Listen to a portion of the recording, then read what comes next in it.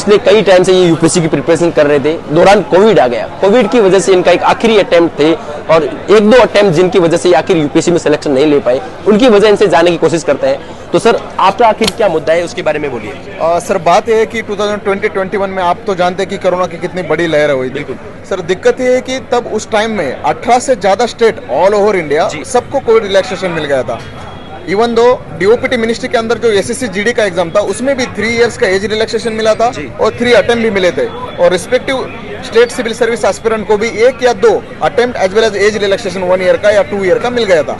बात वही है कि हमारे लिए भी वही मंजूर होना चाहिए था, मगर हमारे डीओपीटी मिनिस्टर ने सीधा सुप्रीम कोर्ट में बोल दिया कि जिनको इन्फेक्शन है या किसी के घर में मौत हो चुकी है वो बाद में दे सकता है नेक्स्ट अटेम्प्ट। मगर नेक्स्ट अटेम्प्ट के बाद जब नोटिफिकेशन आया तो फॉर्म ही फिलअप नहीं कर पाया, क्योंकि उन्होंने बोला नहीं इट्स नॉट फिजिबल।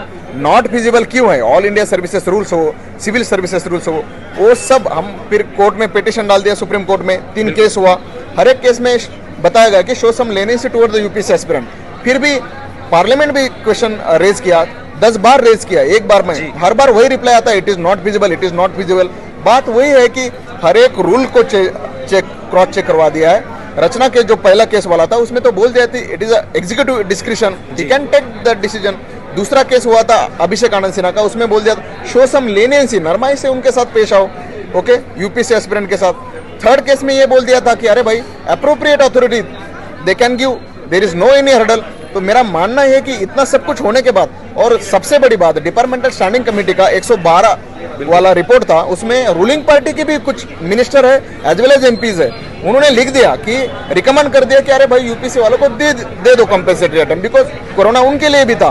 फिर भी जितेंद्र सिंह नहीं मान रहे। हमारा मानना है कि उस टाइम का वो कोरोना इशू और लास्ट टाइम अभी जो नया इशू है 2023 वाला जो सीसैट का अटेम्प्ट है, आपको पता होगा इतना डिफिकल्ट बना दिया था पेपर। स्टैट्यूटरी गाइडलाइन जो होती है हर बार जब कोई पेपर सेट होता है सीसैट का, जो प्रीलिमिनरी स्टेज में सीसैट नाम का एक पेपर होता है, उसमें उसको एप्टीट्यूड टेस्ट बोलते हैं, तो उसमें डिफिकल्टी लेवल में आईआईटी से भी बहुत ज्यादा एंट्रेंस के लेवल एक्सट्रीमली डिफिकल्ट लेवल बना दिया था। स्टैट्यूटरी गाइडलाइन जब होती है तो उसका मतलब होता है कि देश के किसी भी बैकग्राउंड से आया हुआ है छात्र जो भी हो, किसी का ह्यूमैनिटीज बैकग्राउंड हो, किसी का साइंस बैकग्राउंड हो, किसी का इंजीनियरिंग बैकग्राउंड हो, तो सबको लेवल प्लेइंग फील्ड मिलना चाहिए। ऐसा आप पेपर सेट करना चाहिए।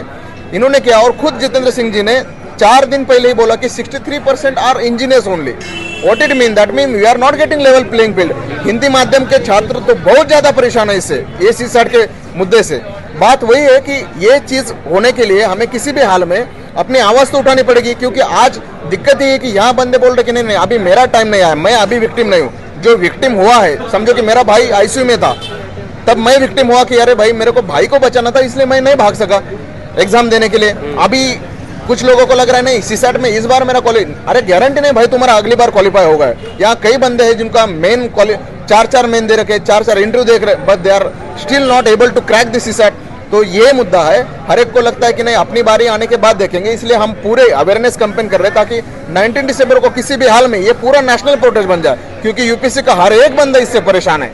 मेरा मानना इतना है कि किसी भी हाल में ये पॉलिटिकल मोबिलाइजेशन बड़े स्केल पे कर रहे हैं। सबसे बड़ा प्रोटेस्ट, हिस्टोरिक प्रोटेस्ट बनने वाला है। ओके सर, आपका क्या नाम?